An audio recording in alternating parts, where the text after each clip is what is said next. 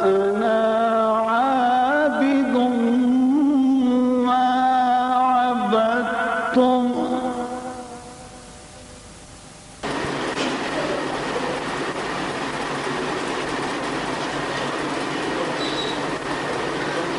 Thank you very much, Amos. Can I start now?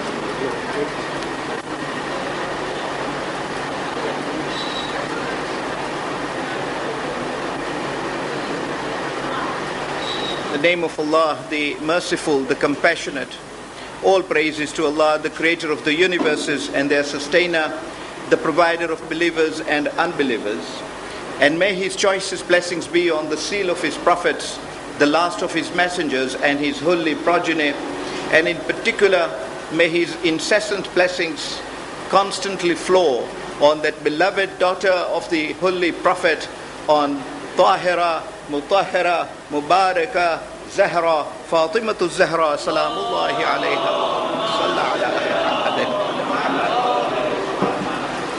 We were discussing yesterday about how Bibi Fatima Zahra alayha salam presented her case on three-pronged attack.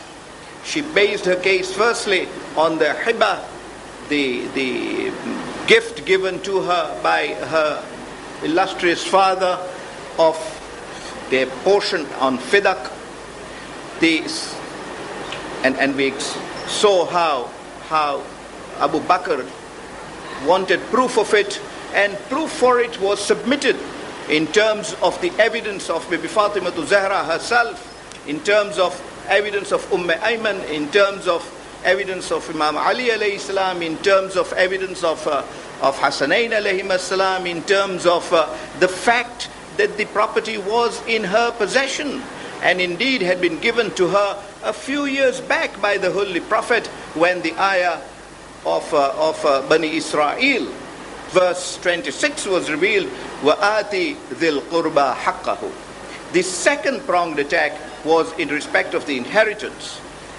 The answer to that given by Abu Bakr was, prophets neither inherit nor are they inherited. The answer to that is that the hadith has no validity. This is said because ayats of Quran contradict that hadith. That would be sufficient answer to it. Furthermore, one would expect that if that happened, if that was the reality, the Holy Prophet would have told the heirs first. Those who claim to be heirs would have been told, look, we can't be inherited, so don't claim for inheritance in my absence. One would have expected Ibn Abbas to know that hadith. One would have expected Amir al-Mu'mineen alayhi salam to know that hadith. Well, apart from that fact, and Bibi Fatima Zahra alayha salam in her speech in the court of Abu Bakr flatly contradicted the existence of such a hadith, the validity of which was being attested to by only one companion. But be that as it may, subsequent to that, as Allama Hilli points out, after Bibi Fatima Zahra's claim was rejected on the basis that the Prophet cannot be inherited, the wives went and presented their claims. They said that as wives of the Holy Prophet, they were heirs, and indeed, widows are heirs. That is a legitimate fact. And when they presented their claims were approved by Abu Bakr. Claims by Aisha, the daughter of Abu Bakr, widow of the Holy Prophet. Claims by Hafsa, daughter of Umar ibn Khattab, widow of the Holy Prophet. Those claims were permitted. They were permitted. All the articles left to them, and indeed, even their right of residence in the premises of the Holy Prophet. Well, that appeared to be a blatant contradiction following the denial to Bibi Fatima Zahra in almost matter of days. But apart from that, Hazrat Amir alayhi salam was given his share of inheritance. His wife was refused her share of inheritance, but he was. A dispute was presented to Abu Bakr by Ibn Abbas. Ibn Abbas said that Hazrat Amir alayhi salam has taken the sword of the Holy Prophet, has taken the amama of the Holy Prophet and the horse of the Holy Prophet. And Sayyid Murtaza and Allama Hilli, both of them deal with this case that was presented to Abu Bakr. Abu Bakr then did not say that heirs cannot inherit. O Ali, bring back the horse to the Baytul Mal, bring back the sword, or bring back the amama. All those were given to Hazrat Amir alayhi salam on the basis of his inheritance. Well, one can see that no legitimacy was being sought for that hadith at all. Finally, she claimed her right for khums because she had 3 parts of khums. And so did Hazrat Amir alayhi salam. So you can see they had a substantial part of khums from fadak, part, the portion assigned to Allah, the portion assigned to the Holy Prophet, may peace be upon him and his descendants, and the portion assigned to the nearest of kin.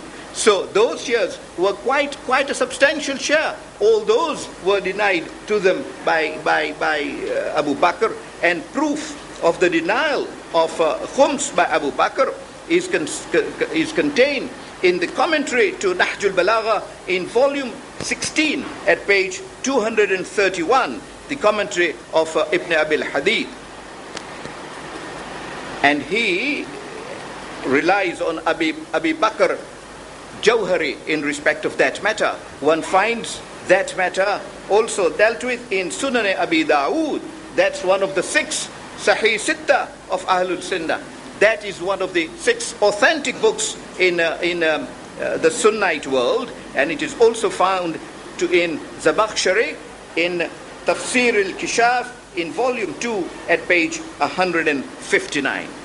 So you can see there is abundant authority for the fact that Abu Bakr denied her all that. Indeed, at the conclusion of the speech of Bibi Fatima to Zahra alayha salam in the court of Abu Bakr, Abu Bakr's reply to her was magnanimous to start with, saying, you asked in the speech that you are Fatima, because that is what she said. I will see if we can squeeze in portions of that speech tomorrow evening, as we have had one more night, and we can perhaps dwell upon this subject for a few minutes tomorrow night. Although I appreciate I might not complete the subject fully tonight, and there will be a spillover tomorrow. But one of the matters that Bibi Fatima to Zahra mentions in that speech is, Ayyuhan nas, ana Fatima. O people, addressing the Ansars who were in the court of Abu Bakr, I am Fatima. The significance of that is she was talking about that Fatima about whom we talked for 2 continuous nights. That Fatima praised by subhanahu wa ta'ala, that Fatima praised by the Holy Prophet, that Fatima who was called by Quran and the whole Prophet as Siddiqa, as Tahira, as Mutahhara, in that context.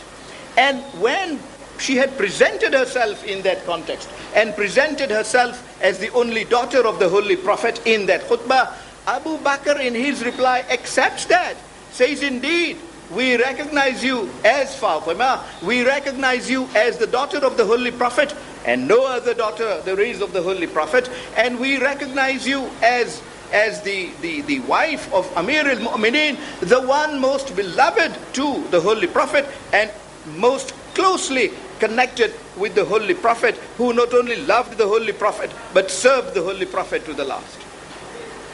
Furthermore, he accepts in that speech that, O Fatima, your words are words of truth, and they contain excellence of logic and reasoning in them. Having said all that, he says, but insofar as your claim of fadak is concerned, my hands are tied because of this particular hadith. Bibi Fatima Zahra replies to that, again citing those ayats of Quran that we mentioned last night and discussed at some length. وَوَرَثَ سُلَيْمَانَ دَاوُودَ, and the prayer of Nabi Zakaria. وَهَبْلِ مِنْ لَدُنْكَ وَلِيًّا يَرِثُنِي وَيَرِثُ مِنْ آلِ يَعْقُوبَ وَاجْعَلْهُ رَبِّي رَضِيًّا. Oh Allah, this is the prayer of Nabi Zakaria to Allah. He was an old man. His wife was then an old man. There was no hope of them getting a child. He prays, Oh Allah, min ladunka, from your grace, give me an heir.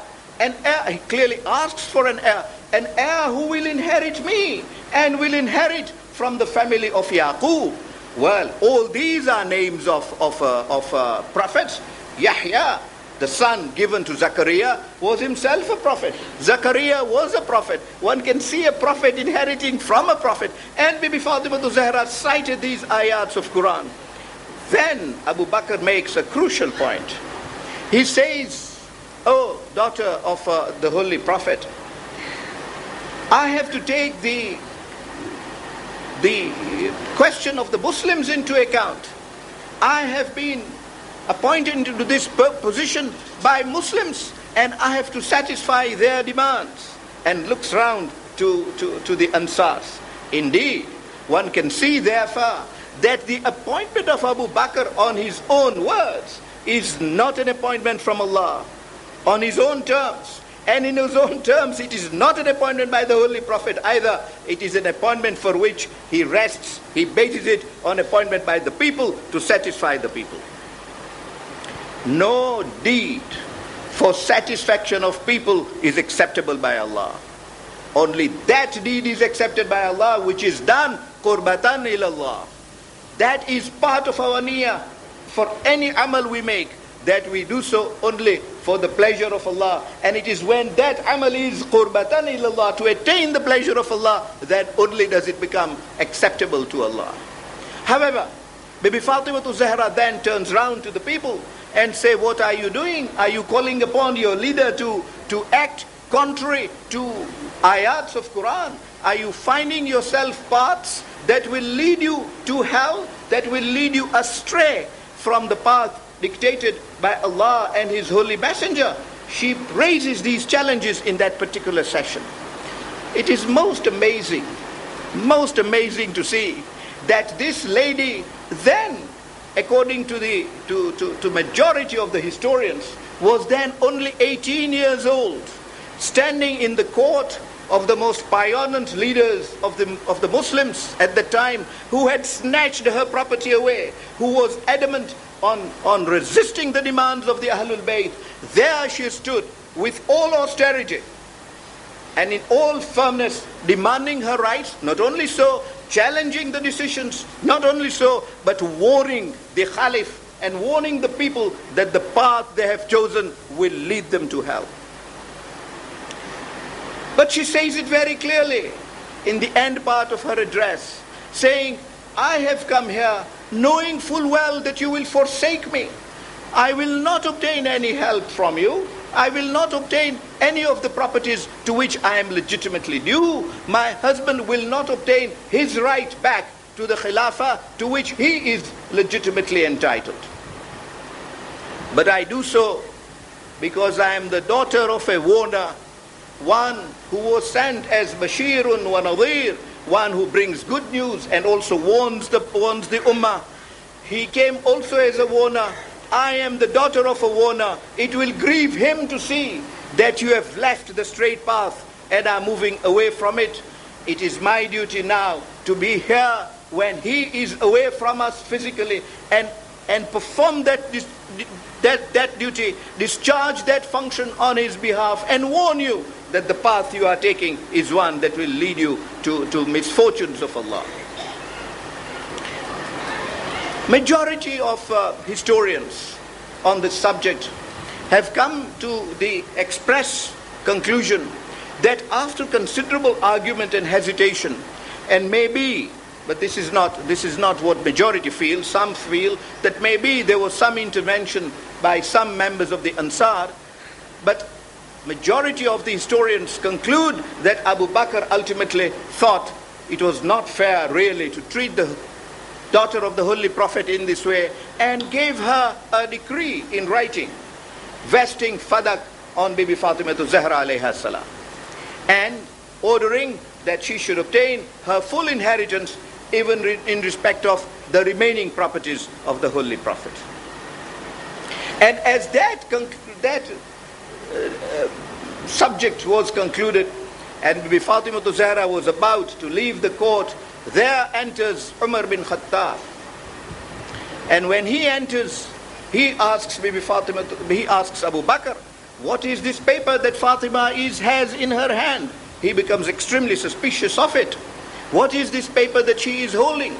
And Abu Bakr explains that I have assigned fadak to Fatima to Zahra alayha salam as it is her right, and I have given her inheritance from the estate of her beloved father, and that document in her hand is my decree in respect of them.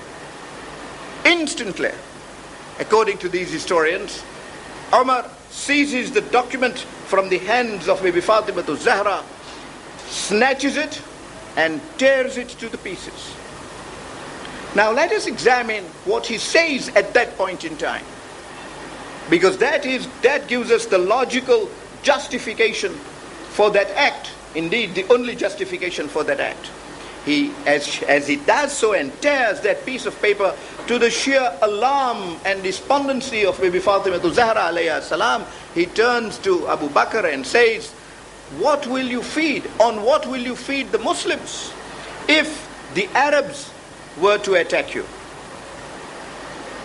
In other words, private property belonging to Bibi Fatima to Zahra alayha salam should be confiscated without any question of compensation, only to provide for a speculative contingency of an attack by the Arabs on the Muslim Commonwealth.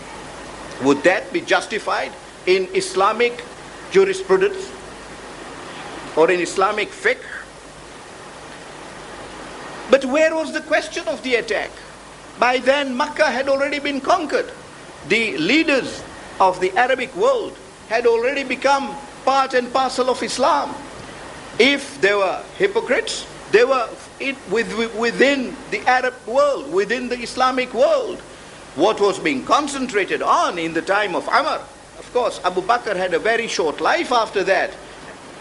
What was being concentrated upon was winning over Iran, was winning over Constantinople, was winning over Spain. Those are the areas that were then being contemplated, not Arab, not the Arab world. However, let us take that question at its face value. The question that arises is that if Fadak had been in the hands of Fatima to Zahra alayha salam and the Islamic world had been attacked, can it even be visualized that maybe Fatima to Zahra alayha salam would not immediately place Fadak at the disposal of the Muslims and say, here is all the income that can be used to feeding the Muslims and giving them sufficient arms to fight those who will fight Islam?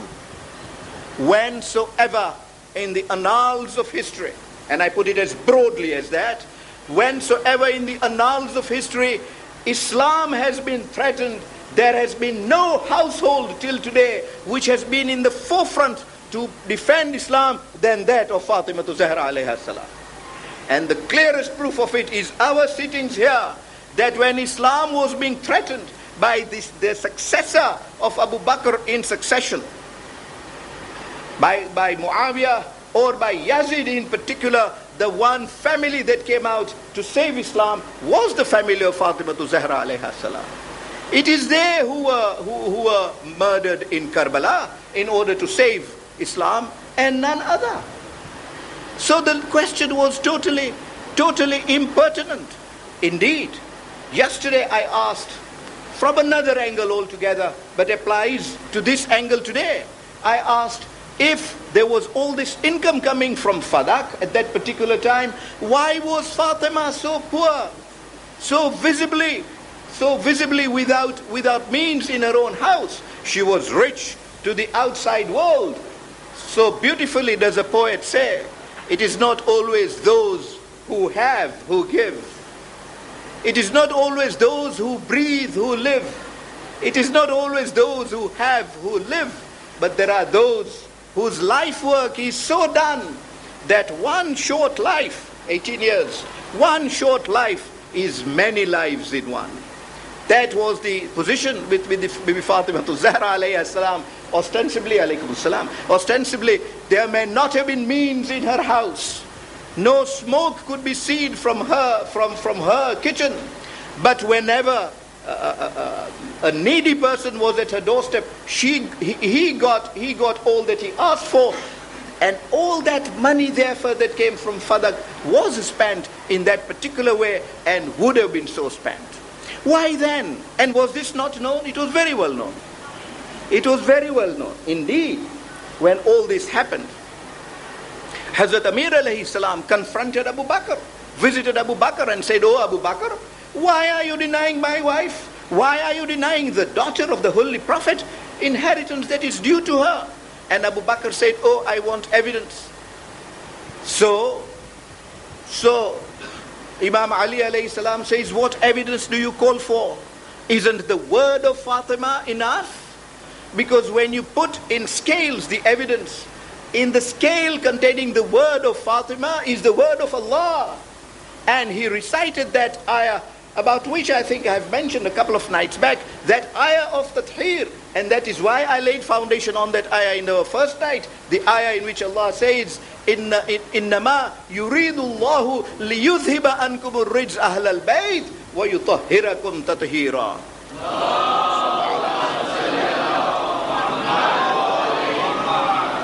And Imam Ali alayhi salam turns to Abu Bakr and says, "Oh Abu Bakr, do you think this argument that I am setting forth to you is unknown to you? Will you say that Fatima would come to you and make a false claim in this respect?"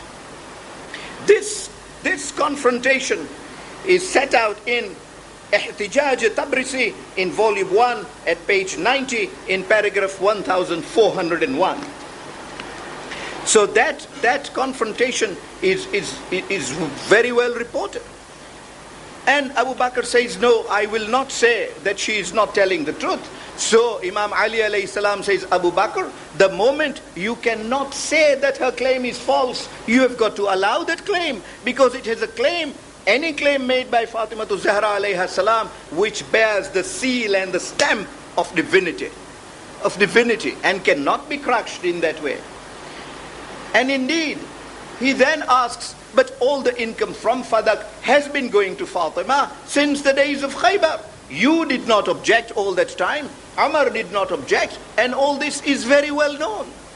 So these are arguments that were put to him. And ultimately, he had no reply and decided to remain silent in respect of all these matters that Hazrat Amir alayhi salam put across to him. Well, if all these things were known to Abu Bakr, and all these arguments that I rehearse centuries later tonight were open and vivid to him, why then did he behave in this way? I ventured last night to say that I will put to you a proposition which you can judge for yourself. Because for a state of mind of another person, there cannot be positive evidence. But reason dictates.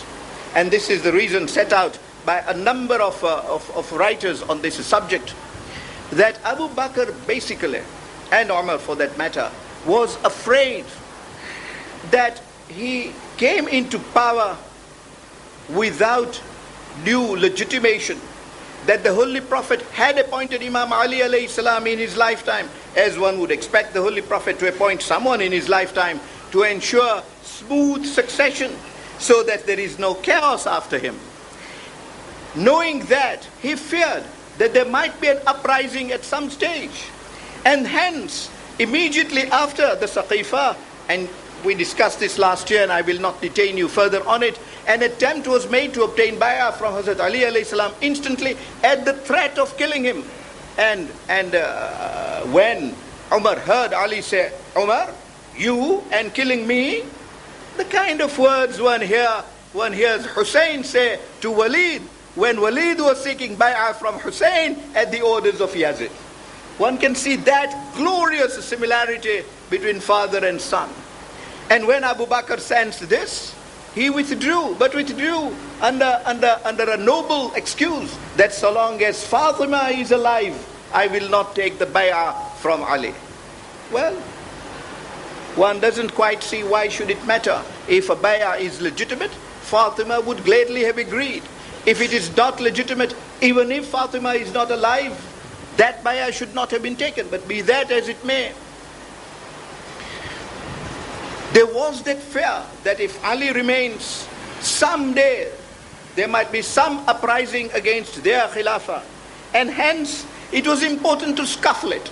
And when you fear a possible uprising, you want to ensure that it will not succeed. What Abu Bakr and also Umar had seen vividly was how the Holy Prophet was so needy, was with empty hands to fight the fortunes of the Arab people and their might.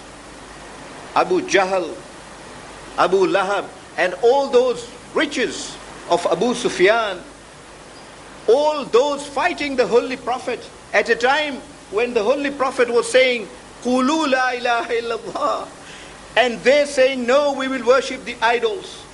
Everybody thought, how will this one single person, empty-handed with a little cousin, 13 years old, how will they face such giants of opponents?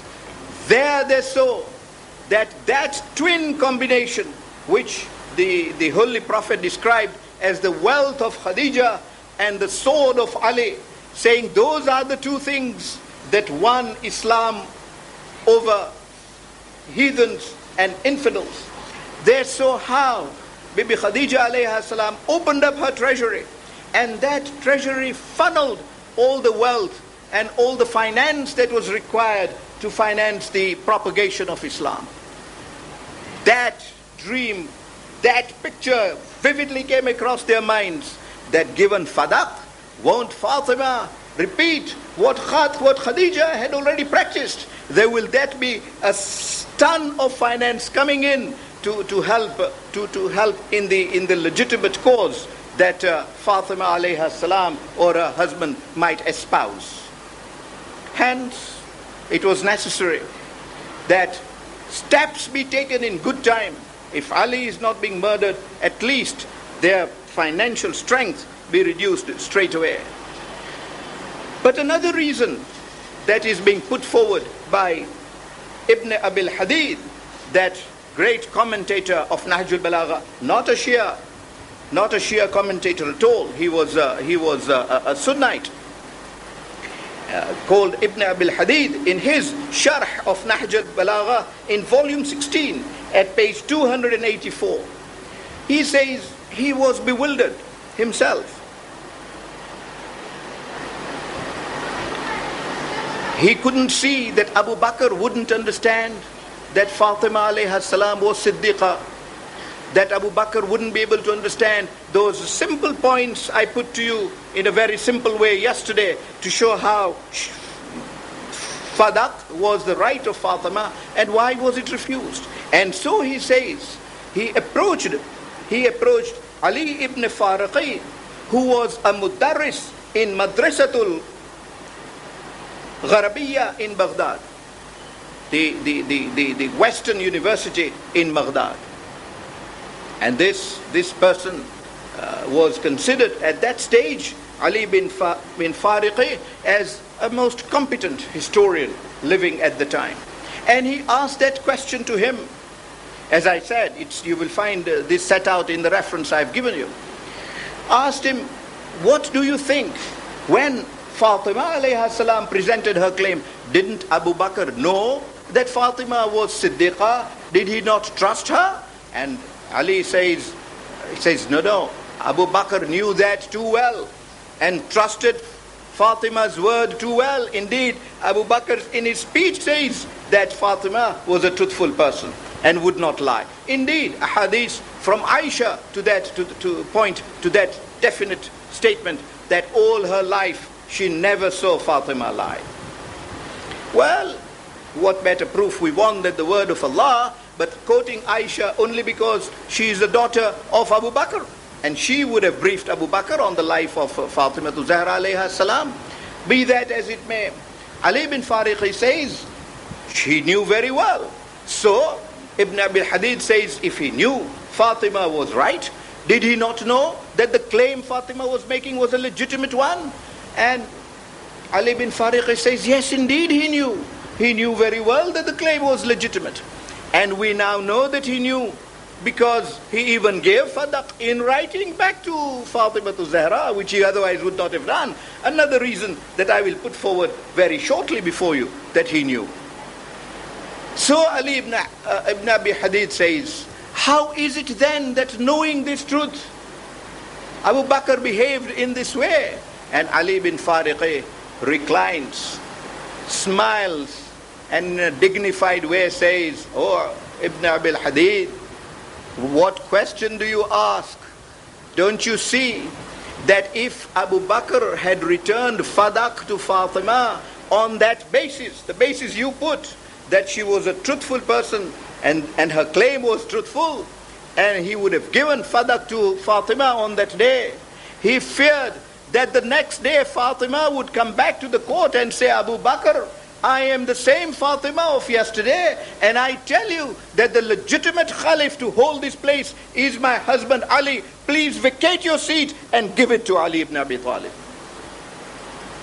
And if that happened, the decision of the previous day would have bound Abu Bakr. It would have been a precedent he would have been obliged to follow. And hence, Abu Bakr politically had no choice except to reject the claim. And that is the basis on which, in his judgment, that claim was rejected. I discuss these political aspects with my youthful brothers here because these are aspects that arise in these universities of today and we are being questioned about it. But the answers are very apparent and very clear as to why this particular situation has arisen in Islamic history that has caused so much distress, in Islamic world. It is this first step which to us Shias is a pioneer step. I'm moving away from politics, although I will return to it in a matter of two minutes or so.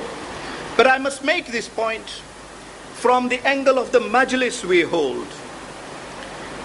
The first dhulm that is now being publicly made on ahlulbayt in this way is on the matter of fadak, that their properties and their rights are being confiscated in order to demean them, in order to humiliate them, nastajiru billah, in the eyes of the public. It is an attempt, having removed the khilafah from them, having taken away the khilafah from them and assumed khilafah, to assert that khilafah, to assert that authority in office in a way in which the authority of the ahlulbayt is removed altogether. That to us is the question of wilayah. That authority of ahlulbayt is the question of wilayah and is a very significant authority. And one can see that from this point of time, the moment the Holy Prophet goes, the trend is to move away from the ahlulbayt gradually and more gradually, so that today you now see a big span away from the ahlulbayt in the eyes of the majority of the Muslims. This to us is an extremely important angle, because the Holy Prophet had said before he left, and there is very little dispute on this, there is no occasion today to discuss that particular hadith, but inshallah we shall find some time to discuss that hadith in some detail on the basis of authorities. The exact words that were used by the Holy Prophet, because different resources. The hadith being that I am leaving you, but I leave behind two weighty matters, the hadith of Thiqalain. The first, there is no dispute, the book of Allah. And one can see on the question of fadak, Bibi Fatima to Zahra relied on the book of Allah. On the question of wilayah, the question of succession, Hazrat Amir alayhi salam relied on the book of Allah. The first is the book of Allah, on which we are unanimous, we all accept the book of Allah. Questions of interpretations, however, do arise. And the second that we say the Holy Prophet said he left behind is Itrati Ahlubayti, my family, members of my household. And those have been defined. Now, I am able tonight to brush over and move on from this subject, because the first night we discussed that ayah of Quran in which Allah orders the Holy Prophet saying, "Qul la as'alukum alayhi ajra illa al-mawaddata fil qurba." I tell them that I do not want any recompense from you except love, except earnest following of ahlul qarba, of my nearest of kin. And we discussed as to who the nearest of kin are, and indeed found that they are the Panjatan on Sunnite sources. So regardless of the exact words in that hadith, what is established is that that must be followed. Now this is one of the first major attempts in which that mawadda of Ahlul Bayt is gradually being removed, and is being removed so that ultimate authority is being removed from the hands of Ahlul Bayt. Allah will restore it when He will restore it. And all historians accept, on the basis of the words of the Holy Prophet, that the Mahdi ajjalallahu farajahu,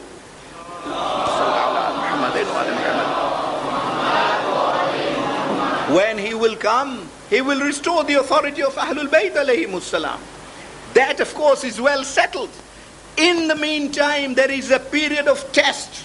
That is what the Muslims need to recognize. It is a period of trial. It is a period of test. Because if the Muslims divert from the Holy Prophet at that point in time, then Iman will be gone, faith will be gone, as indeed Bibi Fatima Zahra alayha salam says in her khutbah in the court of Abu Bakr.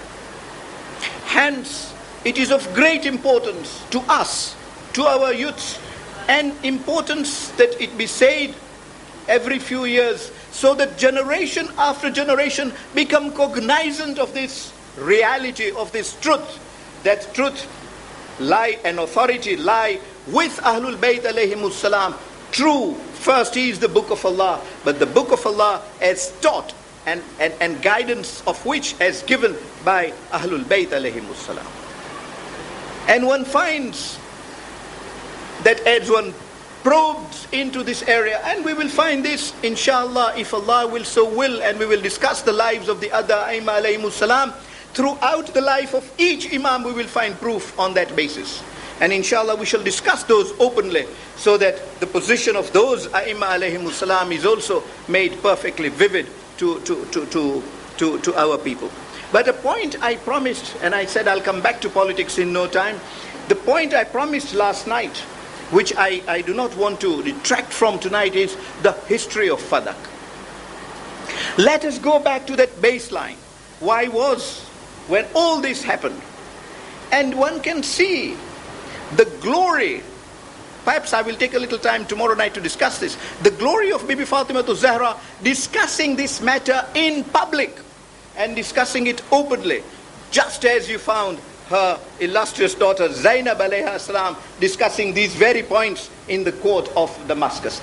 That similarity between mother and daughter, one in the very first court against Ahlul Bayt, the court of Abu Bakr in Medina, the other in the court of Yazid, that epitome of the opposition to Ahlul Bayt, in the court of Damascus, pioneer court of the Islamic Commonwealth at that time. Same points being urged in different situations, meeting those situations in which those points needed to be made, and being presented in a forthright way, citing ayats of Quran. Fadak, taken away from Bibi Fatima Zahra, was confiscated on the basis that it is to be used as sadaqah, the property of the Holy Prophet. Prophets, we, the group of prophets, are neither inherit nor are we inherited. Our properties become sadaqah for the people. Very well. If that is the philosophy, if that is the basis on which Fadak was taken from Bibi Fatima Zahra, and may I say that no other basis has been put forward till today, that basis that was given by Abu Bakr in his speech is the only basis that has remained till today. Let us see how it worked. Because Bibi Fatima Zahra mentioned in her speech that that basis is not going to work. If Fadak had been with Ahlul Bayt, it surely would have been used for the purposes of the Ummah. But let us see what happened. Abu Bakr remained but a short time. he was soon succeeded by we're talking of a year or two, was succeeded by Ammar. Immediately after Ammar, it is through machinations of Umar, as we saw last year, that Uthman got appointed as the Khalif. Insofar as Uthman is concerned, there is not even a pretense that he was elected. Insofar as Umar is concerned, there is not even a pretense that he was elected either. When Uthman comes into power, he brings back Hakam and his son Marwan. Hakam and Marwan were people banished by the Holy Prophet outside Medina. And this is why Abu Bakr and Umar did not bring them back. But Uthman brings them back. Indeed, he makes Marwan bin Hakam his secretary. Not content with that, he marries his daughter to Marwan bin Hakam. Very well, private matter. But then Fadak was given as Jagir, as a property to Marwan bin Hakam. Now, how is this justified? How is that property confiscated from ahlulbayt alayhimus salam, given to one person as a gift to him, to Marwan bin Hakam? And it remains in that family. Muawiyah comes and he makes good use of it. Marwan then becomes a little helpless, because after Uthman, as we discussed in the 5 nights after Ashura last year, Marwan becomes helpless and joins Muawiyah, and hence control over Fadak shifts to Muawiyah. Marwan retains a good portion of Fadak all the same. According to some historians, a third. According to some historians, more than a third. But Muawiyah exercised authority over it and used that money as he liked. If allegations against Muawiyah include allegations of corruption, was that money from Fadak used, ma'adallah, for corruption? Is it not correct that the ahlulbayt were deprived of social payments in the time of Muawiyah, who was pocketing the fruits of Fadak? However, and then that Fadak came in the hands of Yazid, and it moved on. But a time soon came after Yazid, when the entire Fadak again came into the hands of Marwan bin Hakam, and it flowed from one son to another as a matter of right, as though it was their personal property. The question asked is that how Fadak was to be used, and why did the Muslims of the time shut their eyes to it? And then a stage comes when Umar ibn Abdul Aziz, one of the successors to Marwan, says this is all wrong, examines the issue, and comes to the clear conclusion that Fadak always belonged to Fatima, and in the first place should not have been taken. We do not need to give proof today. An Umayyad Khalif presents proof in the court and returns the property, returns Fadak to ahlulbayt alayhimus salam. But not for long, Umar bin Abdul Aziz goes, and the moment he goes, his successor confiscates Fadak again. He blames Umar bin Abdul Aziz for having returned it, saying that that stage, that return was a slur to Shaykhain being Abu Bakr and Umar, who had confiscated it. Fadak then became a political issue. The Umayyads did not need the money. They did not need the money for their administration of the Islamic Ummah at all. It became a political tool. That tool must be in the hands. It became, as it were, an insignia of power. Those in power should have Fadak as sign of their authority. That authority remained with them. And hence, it devolved from an Umayyad Khalif to an Umayyad Khalif. Not a question of the succession of the Ummah, devolving from one person in power to another person in power. That power being obtained entirely by use of might. No question of right involved in that authority at all. Well, time goes on. The Umayyads are overthrown. The Abbasides come in. And Safar was the first Abbasid Khalif who said, this is not right. Again, you saw that from the Umayyads, you see that from the Abbasides. This is not right. Fadak does not belong to us. And in the period of Imam Muhammad Baqir alayhi salam, Fadak is then returned to Abdullah bin Hassan. He is told, well, this is property of ahlulbayt, and is returned to him. However, Mansur, the Mashki, the Diwan comes in, and Mansur says, oh no, this is a symbol of power, it cannot be given back to ahlulbayt. He confiscates Fadak again. So you can see how it vacillates between truth and falsehood. He takes charge of it again. And when he takes charge of it again, he remains in power of it. And Musa and Harun keep Fadak in power also. It is when Ma'mun comes that the question arises again. And yesterday I set out, or was it the night before, the hadith from Imam Rada alayhi salam and from Imam Jawad alayhi salam, how both of them in the court of Ma'mun discussed the question of Fadak, and Fadak was then returned to Ahlul Bayt alayhimus salam. After Ma'mun, again it is confiscated. And during the remainder of the Abbasid Caliphs, one finds this vicissitude in which the property of Fadak moves from successors of Bibi Fatima to Zahra alayha salam and the successors of the Khulafa, as though it was a football to be thrown around between them without question of succession. True succession being truly presented and considered. But in two courts, that question was, two courts, actual open courts, two questions, that question was fully considered. In the court of Ma'mun, the state attorney of Ma'mun presenting the case against Fatima to Zahra alayha salam, and the Ahlul Bayt presenting the case in favor of Ahlul Bayt alayhimus salam, and a clear decision taken by impartial appointed judges of Ma'mun in that court. Same is what happened in the court of Umar ibn Abdul Aziz.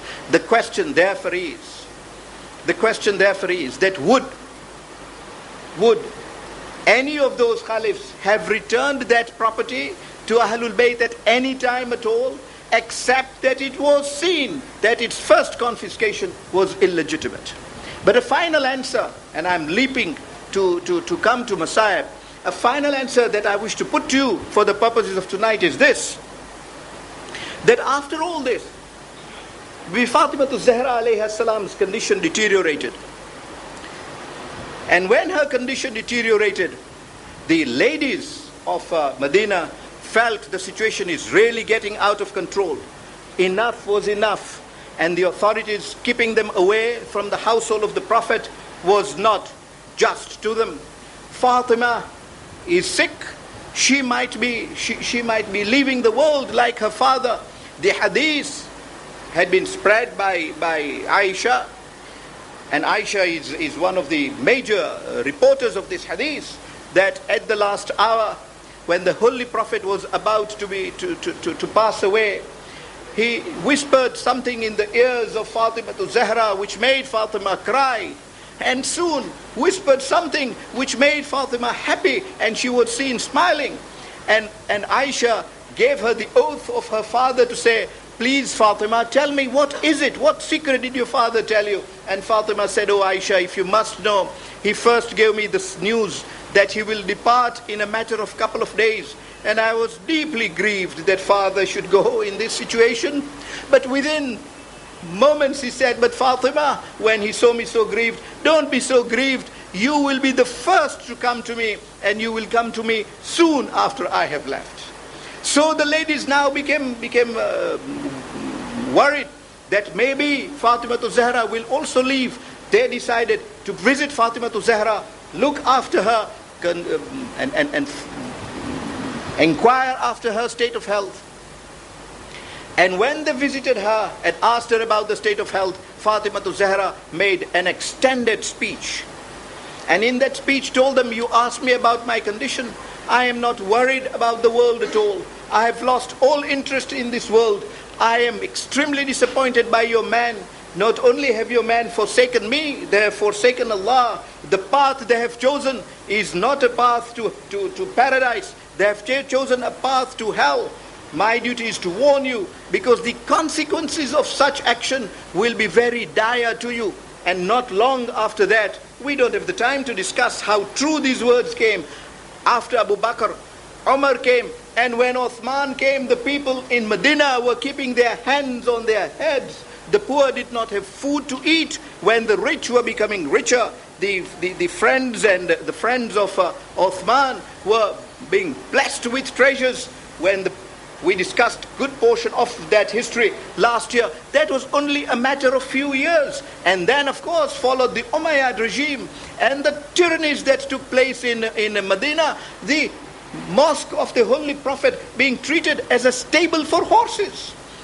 All that the Medinites saw too soon, warned by Fatima to Zahra in this speech that she made, the second speech this is, that she makes to the women of Medina when they visited her to inquire about her.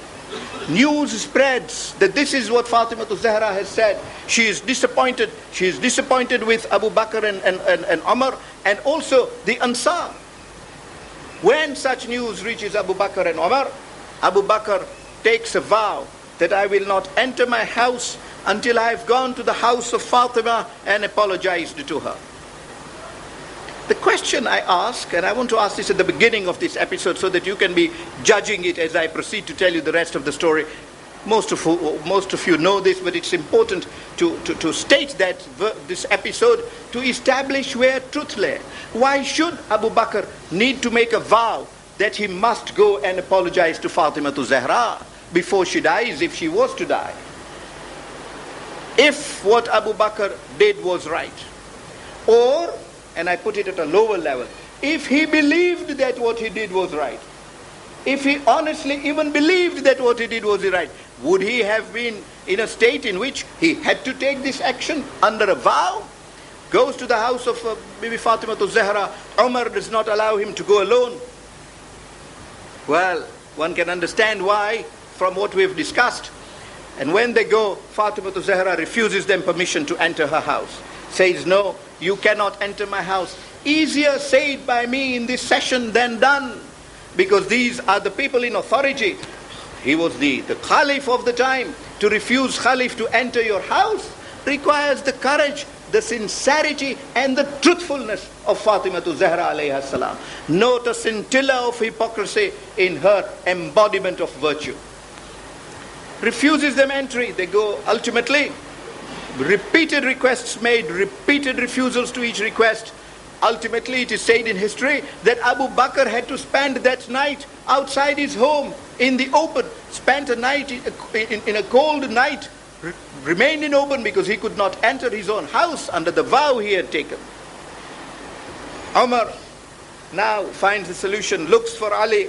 Whenever Umar has been in problem, he has always looked for Ali. And so he did on this occasion, the beginning of matters. And says to Ali, Ya Ali, this is what has happened. He has taken a vow. The only person who can help is you. There will be many occasions in life, and there are many occasions after life, in Qabr, on Sirat, during Hashr, when the only person who can help will be Ali. And let us, who love Ali, at least take cognizance of that fact, so that we know that Ali and Fatima are there for us, at least on those particular occasions. I wish some more people realize this in the world. But Imam Ali alayhi salam, in his generosity, immediately says, very well, I will go to Fatima. Matter put to Fatima to Zahra alayhi salam. She declines. She says, oh Ali, you know what they have done to me. You know what injustice they have done to me. You know how bitterly I feel about this. How can I meet them? With what face do I meet them? I am not going to forgive Abu Bakr for this. But Ali says, Ya Fatima, I have assured Umar that I will get him this approval. Fatima says, Ya Ali, your word is paramount. Your word is sacrosanct. If you have assured Umar, let them come in. Let that word come true. They both come in. And when they come to address Bibi Fatima to Zahra, she turns her face away from them. They go to the other side. She turns her face again. Ultimately, when they do manage to obtain the attention of Bibi Fatima to Zahra, she says, oh Abu Bakr, if you want to talk to me, then answer these questions first. And let me see how you answer these questions. Do you answer them in the fashion in which you answered me in the court? Or do you answer me truthfully? Do you remember, Abu Bakr, that midnight on which my father called you and Umar in a matter relating to Ali? And he did so at midnight privately. I was there and you were also there. Both of you were there. And both of them said, yes, we remember. And Bibi Fatima to Zahra then says to them, do you remember that my father then said to both of you that Fatima is part of me. Whoever will harm Fatima after me will have harmed me. And whoever will have harmed me will have harmed Allah and cannot hope for salvation. Do you remember the Holy Prophet saying that? Saying, yes, we do remember. And Fatima turns round to them and says, you have both harmed me considerably in the way you have treated me in these last few words. And I will not speak to you about this matter until I have complained to my Lord about you and I have set out to him all the history that has taken place. Abu Bakr cried and lamented and said, I will be destroyed, O daughter of the Holy Prophet, if you do not forgive me in this particular instance. Why should that be said? Why should that be said? If Abu Bakr believed he was right, I'm not even suggesting he was, that believed he was right in what he was doing. But alas, Bibi Fatima to Zahra was not to live much longer. Soon, very soon after that, a day comes when Imam Ali alayhi salam enters home and finds Bibi Fatima to Zahra engrossed in doing too many things at a time. She is washing the clothes of Hussain alayhi salam. She is cooking food for Hussain alayhi salam. Hazrat Amir says, Fatima, I have never seen you do so many things at one single time. I see you engrossed in so many things, doing things for Hussain in one particular time. What is the matter? What is concerning you? What is making you so engrossed in these activities? And Fatima says, Ya Ali, tonight I will believe you and I will leave the world. There will be nobody for a few days to look after Hussain alayhi salam. What wonder that when Hussain left Karbala, Fatima should have left Medina and gone to Karbala with her. She says, my children will not be looked after. There will be nobody concerned with them. So I want to keep everything ready. I want to keep food ready so that they can eat. And Imam Ali takes Fatima aside and says, Fatima, how do you know this? Has father told you? She says, yes, father has come to me and told me that tonight I will inshallah be with him. And Imam Ali says, Fatima, tell me what I can do for you.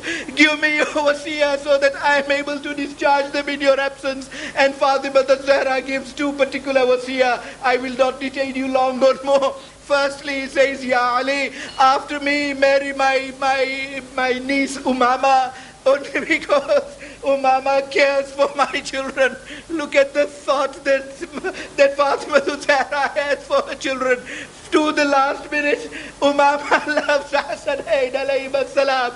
Marry her because she will look after my children.